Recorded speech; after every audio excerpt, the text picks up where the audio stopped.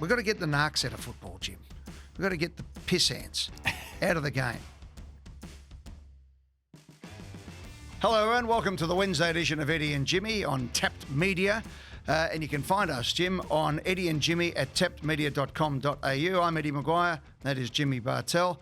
How are you, mate? I'm good. Good. Footy's good, isn't it? Footy is good. It's good. I'm enjoying it. Because it's winter. It's when you're supposed to be watching footy. Yeah. Winter has come, as they say on Game of Thrones, and separates the teams who are just going half rat power to the teams who are driving towards finals. Yeah. Thanks to Fiji Airways and Hyundai. Hyundai, you can do big things in the new Alexia. Have you seen the Alexia? It's a schmick vehicle. It's a good-looking car. Visit your local Hyundai dealer today. And my mates at Fiji Airways, Paul Scurra and all the team, visit FijiAirways.com to book your flight to Fiji and beyond. Fiji Airways, where happiness takes flight. Okay, first one to you, Jim. Yes. From Darren, he says, the goal-kicking fashion parade.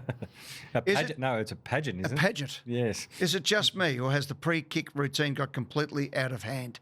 When did blokes start needing a 30-second mirror check before they can kick? Do they really need to adjust their jumper, fix their hair, perform weird rituals, pull their socks up, and the worst one of all, take their mouth guard out and stick it in their sweaty sock and leg? Maybe spend less time trying to look pretty on the mark and more time learning how to kick the ball straight. I'm sure Lethal didn't care about a bit of mud.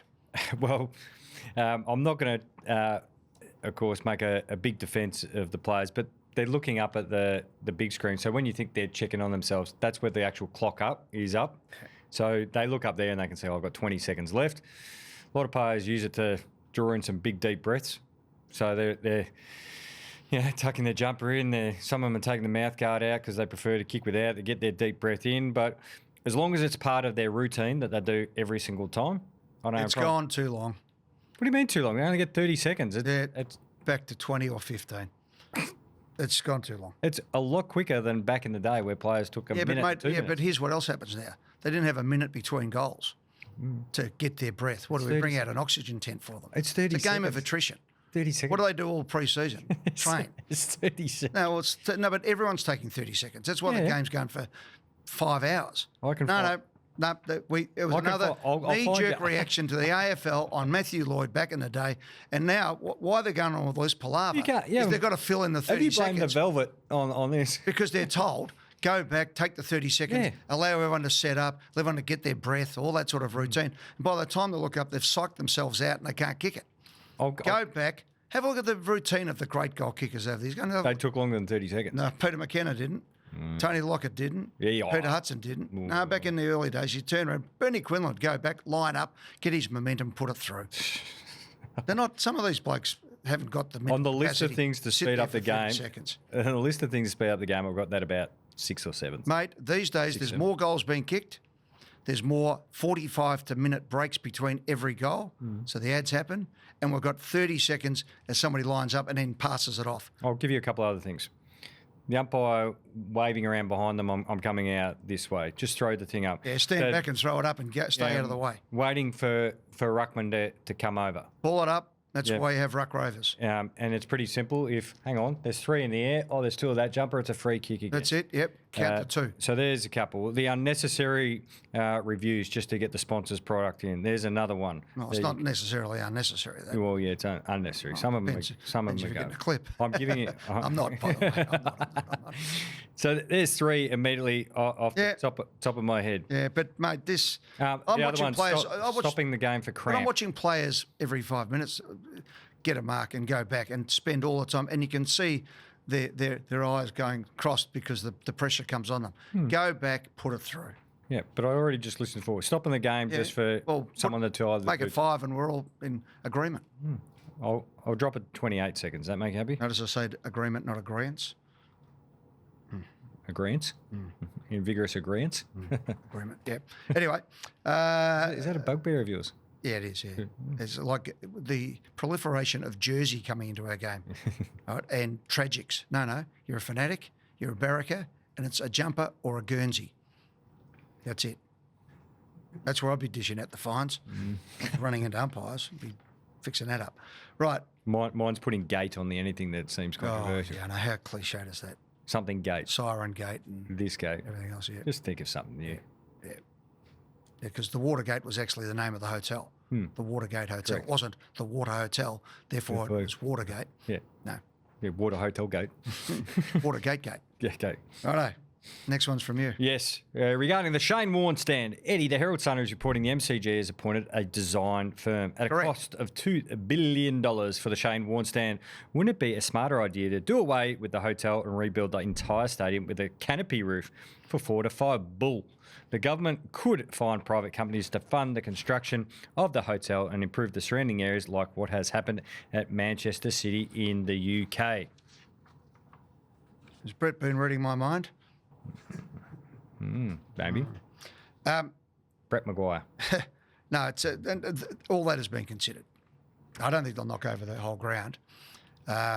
Although I have actually said at times, Are you best to do it all in one whack? discussion, are we better instead of having half a ground, and even the members, which is magnificent, right? The members is just fantastic. And, you can argue that the Great Southern Stand doesn't need to be, could it go a bit longer? My argument there would be maybe it could go a little bit longer if we decided to knock the whole thing over and build What, not the whole Southern Stand or the whole lot. And the whole MCG? well, the two things, the creature comfort in the stand needs to be improved. Yep, that's right. So that's fine. The Wi-Fi and AI and whatever comes up in the next few years, because it's just going exponentially off the chart, these things. When we first had this discussion, I was talking about Wi-Fi. Now it's completely different. When I talk about having a roof at the MCG, it's as much about hanging off the screens that completely take it to a new level, and the audio visual, and the fact that we're having a lot more lighting, et cetera, et cetera. And as you've seen at places like at Real Madrid, the surface, if you can replace the surface, so we could have, the NFL literally on a Friday morning, and, Geelong versus Hawthorn on Friday night, and Taylor Swift on the Saturday, as the stadiums, the big-time stadiums are moving towards. That's where we need to be. So we've got to be a little bit careful we don't do what we did with VFL Park. VFL Park was going to be the new state-of-the-art. They built it in a bowl shape. It was the last stadium in the world built in a bowl shape because you're too far off the ground. Everything became about over the top and acoustics. Then we got a sepia screen, which was the last one ever sold. 1 year later, the MCG put in the Jumbotron with the colour, and it just made Waverley look so redundant to the point that we got rid of it. So, yeah, they're the decisions that need to be made. It's big-time money. We love the MCG, the way it works at the moment with the MCC, declare an interest on the MCG Trust these days, and it works beautifully. And Stuart Fox and the team and Steve Brax is the chair of the trust, do a great job, and the government owning it makes sure that it's right for everybody. However, there are going to be opportunities to bring in investment if you want to go down that track. So some big decisions need to be made, and they need to be made by serious people with a long-term view, not just come up with the best Band-Aid solution. Yep. But even if we do the Southern Stand, there will be no change out of $2 billion, which of course says to me, why I'm sort of saying I'm still not convinced on the pricing of Tasmania. Yeah. Because when you put a roof on it, it's plenty. But if we had a ground that had the retractable floor and a ceiling, And there'd be an expectation going over the rail lines? well, you want to be moving over that. So you want to be moving that way rather than into the park, I think. 'Cause Yeah. the park then is beautiful. The local residents, they arc up a fair bit, but, fair enough, they're there, but, they can't be unreasonable as well. The MCG's been there for a fair while. But I think the opportunity to move across and into that precinct is the real opportunity for the MCG. But Do we have any the Do good we have news, any timelines of, like, I know you mentioned there that a design firm. Yeah. Like next 18 months, we'll have a clearer line of sight. Like, they've now been appointed. yeah, Yeah, I can't go into it because of no, my position so much, but it's moving.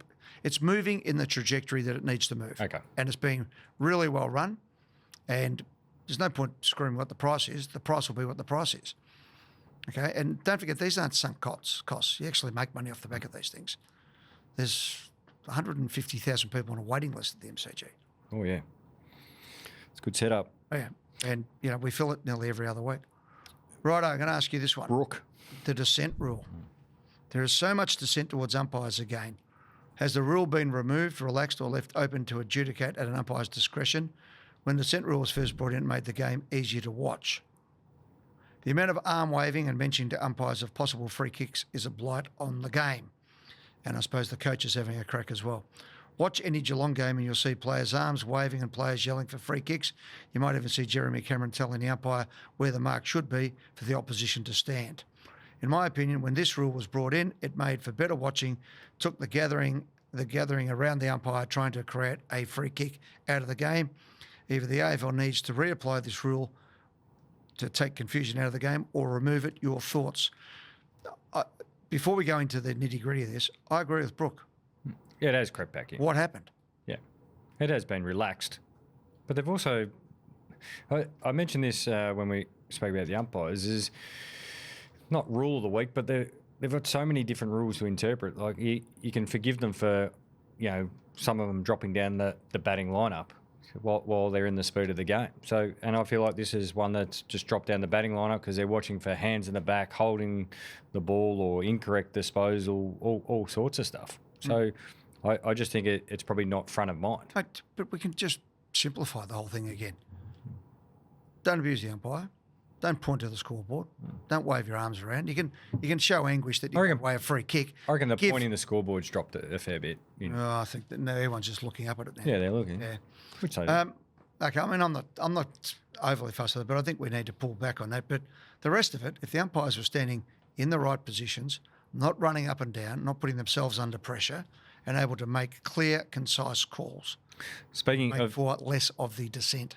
Speaking of the umpiring, Linton in the back. Please, can the AFL, in conjunction with the 18 clubs, after this weekend's games, declare no pushing in the back? There's 4 different interpretations of the rule during a game. Linton, 100%. It's like I wrote this, but I didn't. I mean, Jared Healy and I have been screaming at this for the best part of since before COVID. In the back gets rid of so many ills, and in the back also means if you tackle somebody and you end up on top of them in their back, that's a free kick. Yep. They've got numbers on their back. If you can't see them after a tackle, chances are it's in the back. Yep. Don't push them. You saw Flying Ryan the other week. Wicks pushed him twice in the back, knocked out his teammate and nearly killed him the second time. The third time when he didn't, Flying Ryan took Mark of the Year. I want to see Mark of the Year, not push in the back. Pay the free kick. Yep. Make that one front of mind. Greggy, treatment of Harley Reid. I was shocked at the attack on Harley Reid by North Melbourne players at the end of the first quarter. If that happened on the streets of any city in Australia, it could be considered under the coward attack laws, the result of which then what the court decides. If you go to a boxing match and that happened in the street, you'd get life. So surely it's a game of football. Surely it's time. Someone said this is ridiculous to the AFL and it gets stamped out. 2 people going at it on the field, well, that happens. But 5 blokes running into attack one is simply not on. And each of them should be sanctioned in a big way. There is Greg. Another one I've been screaming about for years. Your anti-taunting rule. Bring the taunting rule in. Don't worry about giving a fine. Oh, Give him a free kick, 15 metres out from goal at the start of the next quarter. I saw one in the Adelaide Western Bulldogs and made me think of you. The Adelaide player, and I'm pretty sure it was Rory Laird. Yeah. So the ball, he had a great contest. He cleared the ball beautifully. Rory Laird sort of off the goal line. Ball goes do around the ground. Adelaide are having a shot at goal. There's a bit of byplay between he and I think it was Will Lewis. Mm-hmm. Rory Laird tapped him, rubbed him on the head. The umpire went to blow the whistle and went, oh, no, because it would have been a reversal at the other end. At the other end while the Adelaide player was having a shot at goal. And you actually saw Laird. Is that a little bit of the umpires have ripped the game off Adelaide a few times? No, well, I just think he's used some discretion, which fine, because it would have been a massive penalty. No, don't do it. But he actually saw Rory Laird go, oh, well, he actually knew. He goes, oh, no, I forgot the rule. The umpire did this. I was watching it. Just. But that's the point. If that is you could see Laird go, oh, no. That is a blatant indiscretion. Free kick. Guess what that does? Stops the rubbing of the scone. Yeah. Well, it does. Or you give away a free kick. You can rub people on the head all day, but they're going to give a free kick every time you do it. And it's the same when, Did you like, though, the discretion of the umpire going, maybe this is too big of a penalty? No, it's a penalty. That's it. It's a penalty. It's a big penalty. So if you're 200 metres off the ball, don't rub somebody's head because he can't go bang, okay, which is what you used to be able to do. We're not saying that's a good thing, but you can't have one and not the other, okay, because we've got to get the narcs out of football, Jim. We've got to get the piss ants out of the game. You know, we can't have these little blokes run up doing this or shoving somebody on the ground or 10 blokes running up when somebody misses a goal and all that. Because I agree with our writer here, whose name is Greg, that it's a bad look and it does get aped at the junior level. And I'm sort of contradicting myself there, but it's no good. You're looking to go, is that the manly game of Australian rules football? Not at all. Played a belter of a game too, by the way. Rory Laird, he was in my votes on Monday. Just thought I had that. We'll take it out. He wouldn't have been if they'd have given up. Got the free kick against him. I think he still would have made it if he played that way, that well. It might have cost them the game. No, Would you like doing that? You give Waterman votes and he cost them the game. They wouldn't have been in the game without Waterman. Doesn't matter. They lost. Yeah, but... Mate, 20 metres out directly in front. Yeah, well, we know he missed, poor Jake. We know he missed, but he's playing good footy. I know he is, but I'm just saying. I'd rather him playing well, giving us an opportunity. But you get a vote for a complete game, not for bits and pieces. All right. Come back tomorrow? Nah, I'm going to Fiji. Catch you tomorrow on Eddie and Jimmy. Send your messages to us on Eddie and Jimmy at tapped.com.au and wherever you get your good podcast, that's where we'll be. Thanks, everyone.